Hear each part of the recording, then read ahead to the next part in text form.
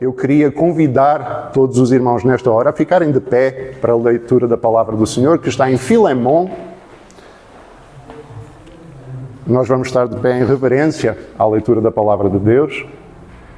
E para aqueles que têm dificuldade em achar Filemão, ele está bem na frente de Hebreus. Hebreus fica mais fácil de achar.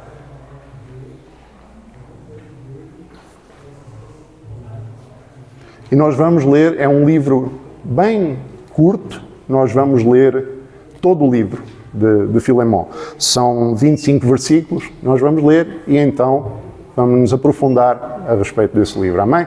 Então, a epístola de Paulo a Filemão, do primeiro versículo ao 25º. Diz assim a palavra de Deus. Paulo, prisioneiro de Cristo Jesus, e o irmão Timóteo, ao amado Filemão, também nosso colaborador, e à irmã Áfia e Arquipo, nosso companheiro de lutas, e à igreja que está em tua casa. Graça e paz a vós outros, da parte de Deus, nosso Pai, e do Senhor Jesus Cristo. Dou graças ao meu Deus, lembrando-me sempre de ti nas minhas orações, estando ciente do teu amor e da fé que tens para com o Senhor Jesus e com todos os santos, para que a comunhão da tua fé se torne eficiente no pleno conhecimento de todo o bem que há em nós, para com Cristo. Pois, irmão, tive grande alegria e conforto no teu amor, porque o coração dos santos tem sido reanimado por teu intermédio. Pois bem, ainda que eu sinta plena liberdade em Cristo para te ordenar o que convém, prefiro, todavia, solicitar em nome do amor, sendo o que sou, Paulo, o velho, e até agora prisioneiro de Cristo Jesus, sim, solicito-te em favor do meu filho Onésimo, que gerei entre algemas. Ele antes te foi inútil, atualmente, porém, é útil a ti e a mim. Eu te envio de volta em pessoa, quero dizer, o meu próprio coração. Eu queria conservá-lo comigo, mesmo para, em teu lugar, me servir nas algemas que carrego por causa do Evangelho.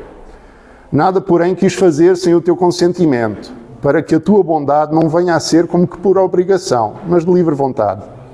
Pois acredito que ele veio a ser afastado de ti temporariamente, a fim de que o recebas para sempre, não como escravo, antes, muito acima de escravo, como irmão caríssimo, especialmente de mim e com maior razão de ti, quer na carne, quer no Senhor. Se, portanto, me consideras companheiro, recebe-o como se fosse a mim mesmo. E se algum dano te fez ou te deve alguma coisa, lança tudo em minha conta. Eu, Paulo, de próprio punho escrevo, eu pagarei, para não te alegar que também tu me deves até a ti mesmo.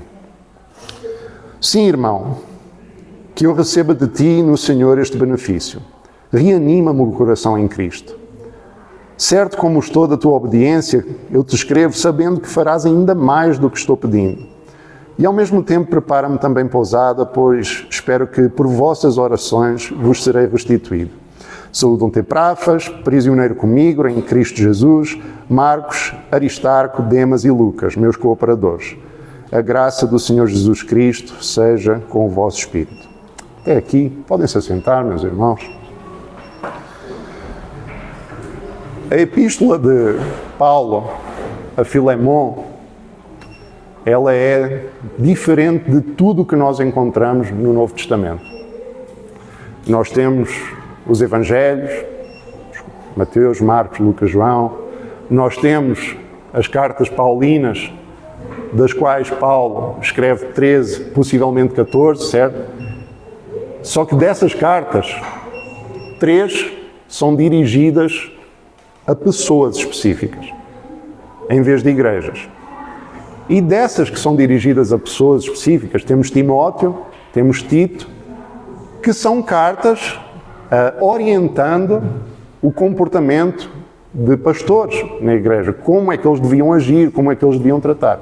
Já a carta de Filemão é uma coisa extremamente pessoal.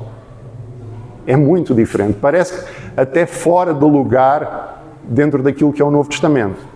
Mas ela é uma carta tão inspirada pelo Espírito Santo como todas as outras e com um conteúdo extremamente importante para o cristão. E é isso que nós vamos avaliar aqui. Nós vemos no início, Paulo, como sempre, ele começa com uma saudação, ele se identifica logo no início da carta. Hoje em dia nós, quando escrevemos uma carta, temos inclusive o hábito de nos identificarmos no final da carta, mas Paulo, ele sempre se identifica logo no início das cartas que escreve. Só que nesta carta, ele não se apresenta como apóstolo. Ele diz o seguinte: Paulo, prisioneiro de Cristo Jesus.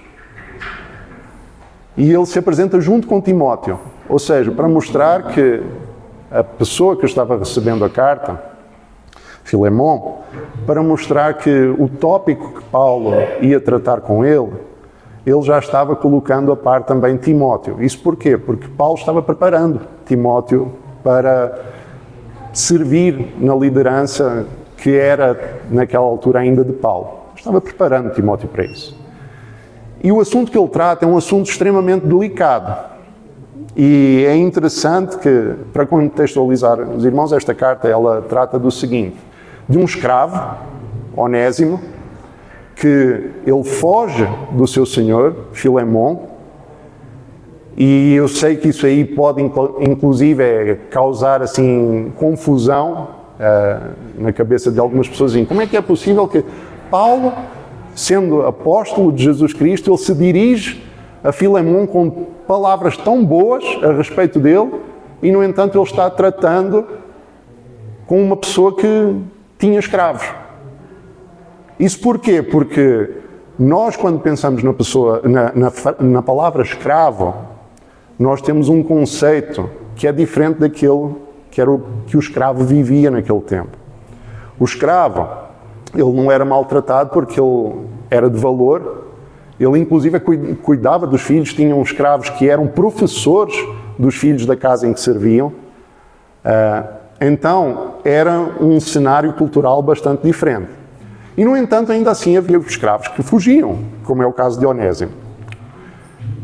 Só que a providência de Deus, ela é maravilhosa. Nós vemos aqui Paulo explicando o seguinte: olha, que meu filho Onésimo eu gerei em algemas. Vejam a providência de Deus. Paulo conhece Filemon. O escravo de Filemon foge. Um escravo que não era crente. Porque acontecia, e nós vemos isso nas outras epístolas, de escravos que se convertem também. E recebem a orientação de como devem tratar os seus senhores, e os senhores como devem tratar também. Mas não era o caso de Onésimo. Onésimo vai, foge, não era crente, e ele vai encontrar no meio de tantas pessoas, no meio de uma terra tão grande ali, em outra cidade, que não tinha nada a ver com o assunto, quem? Paulo. E se converte por intermédio de Paulo, do evangelismo de Paulo. Quem participou com a gente em Romanos viu que o evangelismo consumia a vida de Paulo, certo? Em tudo Paulo era focado no evangelismo. E aqui não é diferente, porque Paulo, quando escreve esta carta, ele está preso.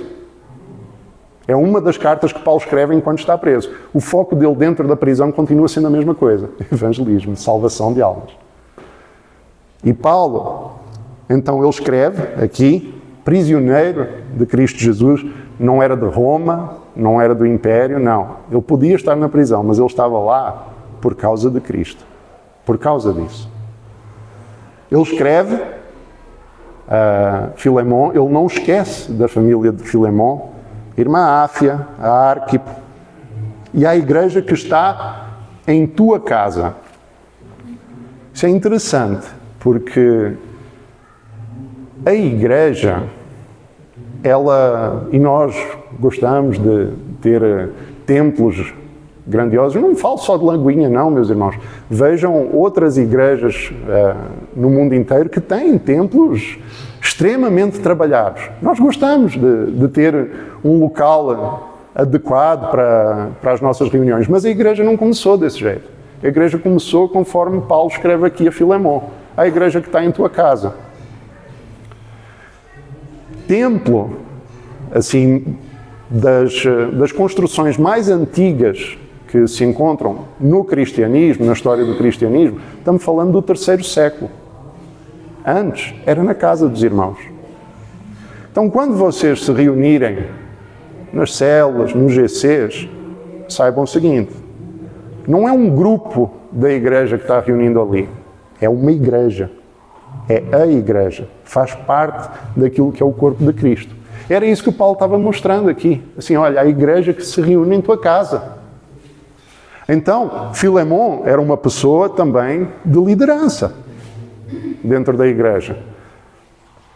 Filemon, ele morava numa cidade que não era muito grande, a cidade de Colossos. Ainda assim, era uma pessoa de posses suficientes para ter uma casa em que a igreja se pudesse reunir. Isso não significa que ele recebia destaque por causa disso. Porque nós vemos o que é que Paulo enaltece aqui na vida de Filemon.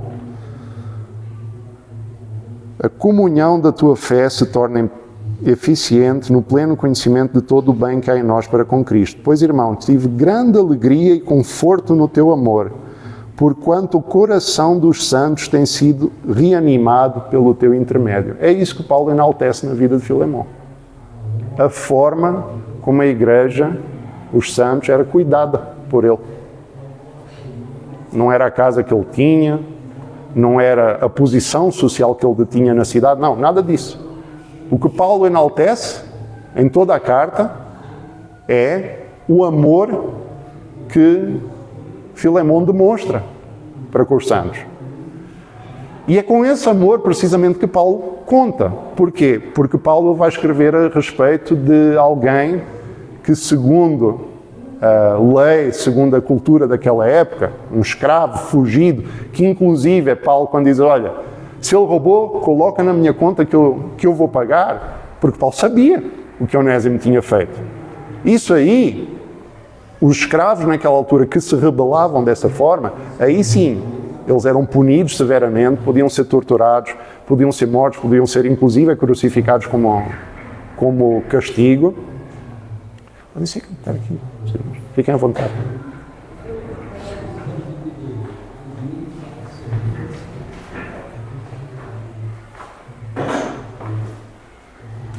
Bem-vindos.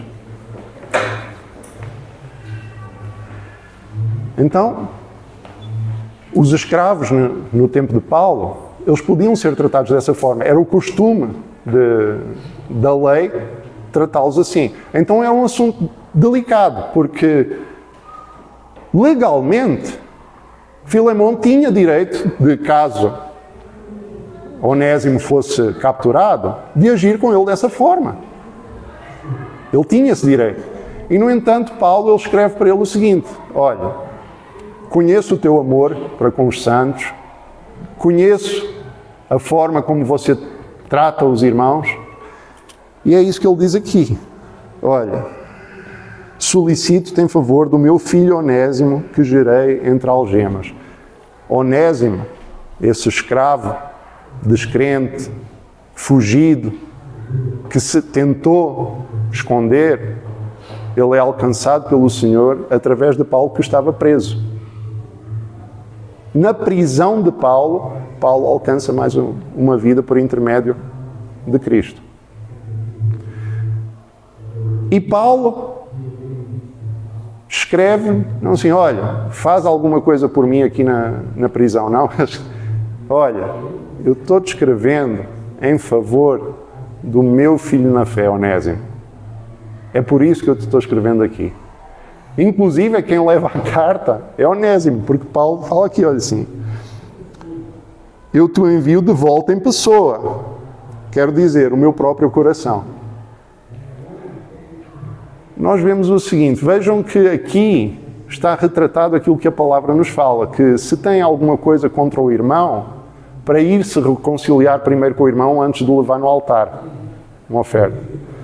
Paulo sabia o seguinte, assim, olha, não está certa a forma como Onésimo, que se converteu e que agora é um irmão em Cristo, está com Filemon. Então, volta, reconcilia-te com o teu irmão. E eu vou-te dar a condição para isso. Eu imagino que chega lá Onésimo, Filemão vê Onésimo só entrega a carta para ele, aí Filemão abre e já tem assim, Paulo, o apóstolo, escrevendo para ele. Imaginem o peso que essa carta já acarretava. E, no entanto, Paulo, apesar de ser apóstolo, e isso é importante para o estudo aqui desse livro, vejam que Paulo não faz uso da sua autoridade apostólica. Ele diz ali, no versículo 8, pois bem, ainda que eu sinta plena liberdade em Cristo para te ordenar o que convém, ou seja, ainda que eu tenha autoridade como apóstolo de Jesus Cristo para te ordenar aquilo que você deve fazer, ele não faz isso. Ele diz o seguinte: prefiro, todavia, solicitar em nome de quê? Do amor. Porque a autoridade pastoral, a autoridade eclesiástica, a autoridade de governo dentro da igreja, ela não se compara àquilo que é o amor de Deus na vida do crente. O amor de Deus é uma autoridade muito maior. E é isso que Paulo apela para Filemão. Falando o seguinte assim, olha, em nome do amor, sendo o que sou, Paulo, o velho, já era a parte final da carreira de Paulo, diz assim, olha, em nome do amor eu peço em favor do meu filho Onésimo. E diz o seguinte, nós lemos aqui, que eu queria conservá-lo comigo, aqui, em meu lugar, para quê? Para que ele me possa ajudar no Evangelho. Porque lembremos, Paulo estava preso. Paulo não conseguia fazer grande coisa de onde ele estava, mas ele tinha cooperadores, como a palavra nos mostra aqui. E o foco de Paulo era total no Evangelho, total na evangelização, total nos perdidos que Deus queria alcançar. Então ele fala assim, eu queria que Onésimo ficasse aqui comigo, para me servir nas algemas que eu carrego por causa de quê? Do Evangelho. Mas não quis fazer nada. De novo, gente, é o apóstolo Paulo falando com alguém que liderava uma igreja local, que recebia a igreja local na sua casa, era um anfitrião da igreja lá. Paulo diz assim, olha, eu não quis fazer nada sem o teu consentimento, porque eu sei que o responsável é você. Então, nada quis fazer sem o teu consentimento, para que a tua bondade não venha a ser como que por obrigação. Paulo quer ver o quê? O amor de Deus operando na vida de Onésimo. Não quer ver Onésimo sendo forçado a fazer alguma coisa que ele não tem no seu coração de fazer. Então ele faz o quê? Assim, Onésimo, perdoem, irmãos, Filemão. Ele não quer ver Filemão fazendo alguma coisa contra a sua vontade. Ele quer ver o amor de Deus operando na vida dele. E aí que nós vemos o seguinte: acredito que ele veio a ser afastado de ti temporariamente, a fim de que o recebas para sempre. Não como o quê? Escravo. Antes, muito acima de escravo, como irmão caríssimo. Olha o que Paulo mostra assim. Esse aqui não é mais o Onésimo que saiu da tua casa, Filemão. Não é aquele escravo rebelde que te roubou, que saiu correndo, não. Esse aqui é muito mais, é um irmão em Cristo, recebe-o desse jeito. Isso é uma lição extremamente pesada para todos nós, porque nós temos facilidade em receber alguém que nos causou agravo como irmão em Cristo. Imaginem isso, irmãos. Imaginem, cada um de nós tem pessoas que já nos machucou muito, com certeza. Nós até podemos não ter noção, mas nós também já machucamos muito pessoas. Às vezes nem sabemos, mas machucamos. Agora pensem, a pessoa que mais te machucou ser devolvida a ti como um irmão em Cristo, assim, olha, recebe-o como o teu irmão em Cristo. Recebe-o com amor. E ainda o seu testemunho dentro da igreja ser tão bom que aí o apóstolo vai e escreve para você assim: olha, certo como estou da tua obediência, eu te escrevo, sabendo que você vai fazer mais ainda do que eu te estou pedindo. Eu estou pedindo para você receber Ele como irmão em Cristo, mas eu tenho toda a certeza que como você é nova criatura em Cristo, é transformado, vive o amor de Deus, foi feito nova criatura, tenho toda a certeza que você vai fazer ainda mais por essa pessoa, que não merece, do jeito que você também não merecia. Mas você foi alcançado pela graça, ele também foi, é teu irmão em Cristo, faz parte do mesmo corpo, recebe-o desse jeito e faz ainda mais por ele. Do mesmo jeito que Deus fez por você, Filemão. Desse mesmo jeito. Vejam que Paulo, voltando aqui ao início, ele cumprimenta Filemão e a família de Filemão de uma forma que para nós é tradicional, né? Graça e paz. Certo? Todo mundo aqui fala graça e paz. Por que é que nós falamos graça e paz? É por costume, por tradição? Por quê? Quem esteve connosco no estudo de Romanos, nós vemos o seguinte, que não há ninguém justo, não há ninguém que busque a Deus sequer, mas a graça de Deus nos alcança. A graça de Deus que nos dá salvação. E aí Paulo diz o seguinte: graça e paz. Falando o seguinte, olha, a salvação por meio da graça de Deus. E o que é que a segurança da salvação traz ao homem? Paz. Graça e paz. Desde o início que Paulo já começa escrevendo a Filemão para que Filemão veja assim, olha, tudo aquilo que Deus fez na tua vida, Filemão, tudo isso, tudo, você não merecia. Graça. A paz que você tem vem dessa graça. Recebe o teu irmão que alcançou essa mesma graça, que recebeu essa mesma graça de Deus, que também não merecia, mas ele foi alcançado por essa graça. Recebe-o desse mesmo jeito.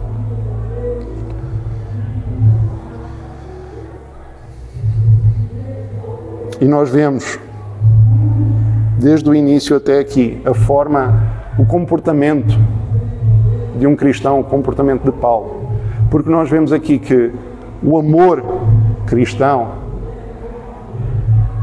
ele tem umas certas características. Nós vemos que, desde o versículo 4 até o 7, Paulo, ele se desfaz em quê? Em graças a Deus. Diz, dou graças ao meu Deus, lembrando-me sempre de ti nas minhas orações, Filemão. Dou graças ao meu Deus. Dou graças ao meu Deus porque eu sei que esse testemunho que você dá não vem de você não, foi daquilo que Deus operou na tua vida. Dou graças ao meu Deus. Não enaltece Filemão por causa do que ele faz, não. Ele glorifica a Deus, dá graças a Deus por causa do que ele vê na vida de Filemão. Então o amor cristão, primeiramente, ele é grato a Deus por ver esse amor nas outras pessoas.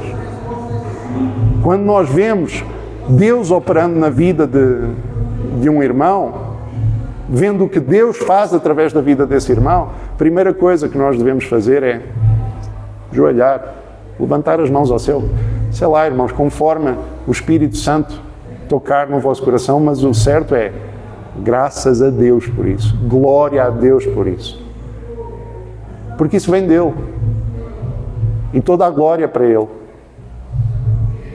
Tudo isso de bom que nós vemos na vida do irmão é Deus. É Ele que é merecedor de ações de graças. Não é assim, oh irmão, você é isso, você é aquilo, assim, não.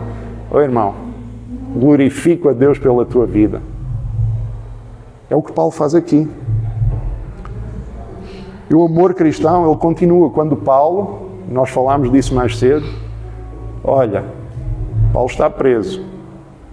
Se vocês acham que as prisões hoje em dia são lugares ruins, vejam um pouquinho de história, pesquisem um pouquinho a respeito de quais eram as condições numa prisão romana. Tinha prisões em Roma que elas passavam do lado do esgoto da cidade. Não tinha tratamento de água naquela altura não, meus irmãos. Passava do lado, vertia para dentro. Certas prisões não era com a porta, era no chão. Era uma cova com a grade em cima. Não era a grade na porta, não. Desse jeito, Paulo sofrendo prisões desse tipo. Não era prisões como as de hoje, não. E a preocupação de Paulo é, olha, meu filho Onésimo, olha, Filemon, dou graças a Deus pela tua vida. As cartas que são escritas por Paulo enquanto está preso são maravilhosas, meus irmãos. Peguem a carta aos Filipenses e vejam a alegria de Paulo em toda aquela carta. Ninguém vai dizer que ele estava naquele lugar? Não, não é possível. Porquê? Paz. Paz. Paulo tinha paz. Isso significa que ele não sofria? Não, isso significa que aquilo que ele tinha era muito maior do que o sofrimento dele. Essa é a diferença. Então o amor cristão, ele coloca a vida dos outros à frente da própria vida. Como Cristo colocou a vida de todos aqueles que não mereciam, de todos nós, de mim, de vocês que aqui estamos, Ele colocou a ponto de estar lá na cruz e ainda dizer assim, Pai, perdoa-lhes, eles não sabem o que fazem. Isso é o amor cristão. Pequenos cristos, discípulos, seguidores de Cristo, cristão. Esse é o tipo de amor que Deus nos chama a ter. Esse é o tipo de amor que nós só conseguimos ter quando Cristo está em nós. Não é o amor do, eu amo porque a pessoa faz tudo o que eu quero. Não. Eu amo porque Ele me amou apesar de eu não fazer nada para merecer isso. Esse é o amor cristão. E aqui continua o amor. O amor cristão, ele é honesto. Porque Paulo, com toda a autoridade dele, ele faz menção do amor e ele depois trata Filemon com honestidade. Assim, olha, eu estou falando de Onésimo, você sabe quem é, aquele sujeito que te fez mal. Eu queria que ele ficasse comigo, apesar de eu não ter direito que ele fique comigo. Mas como você tem a responsabilidade, como você tem o direito, eu estou enviando ele para você, porque eu tenho certeza que em Cristo você vai recebê-lo adequadamente. Paulo não esconde que Onésimo estava com ele. Paulo não esconde que queria assim, olha, eu sei que legalmente ele é propriedade tua, Filemon. Ele não esconde isso, não. Ele faz menção disso, inclusive. Trata com honestidade, Filemon. Não fica dizendo assim, não, olha, ele agora está aqui com o apóstolo e o apóstolo que manda é boca de Deus. Agora você fica quieto aí no seu lugar. Não. Paulo, apesar de ser apóstolo, ele vai para Filemon e trata Filemon com a maior honestidade, com a maior humildade. Falando assim, não importa que eu seja apóstolo ou não. Você está no seu direito. Teste. Não é exige-te, não é mando, não é faz.